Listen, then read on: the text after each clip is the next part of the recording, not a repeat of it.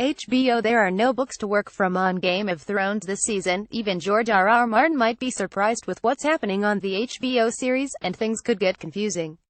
To help you out, after every new episode, 2 resident Thrones experts will answer your 5 most pressing questions. 1.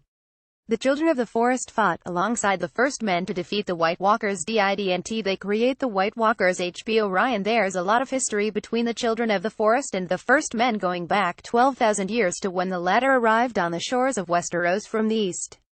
The first thing they did while settling was cut down large swaths of trees, pissing off the children and starting a war. The First Men had bronze swords, leather armor, and horses, while the children had world-shattering magic, which legend says they used to do things like raise the ocean, submerging the land bridge from Dorne to the east and creating the boggy neck that divides the north and south of Westeros. In Season 6, Bran traveled back in time with the Thride Raven and seemed to witness the Children of the Forest creating the first White Walker. They did this by sticking a giant chunk of dragon glass into the beating heart of a First Man.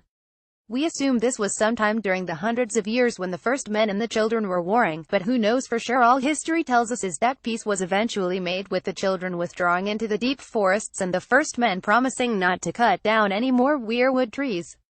When the long night came, the children and First Men teamed up to drive them back. The children raised the wall with magic and the First Men created the Night's Watch to guard it. Josh, I realize cave drawings are less interesting than Stark family reunions and giant-ass dragon fights, but Daenerys and Jon's dimly lit conversation was important.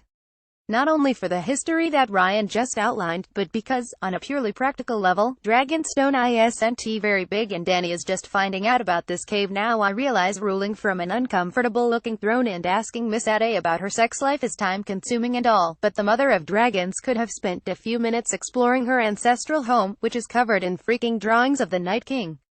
Unless, of course, we find out in the series finale that Jon snuck into the cave holding a bucket of chalk and made them himself the day before, thereby changing the course of the series and the history of Westeros.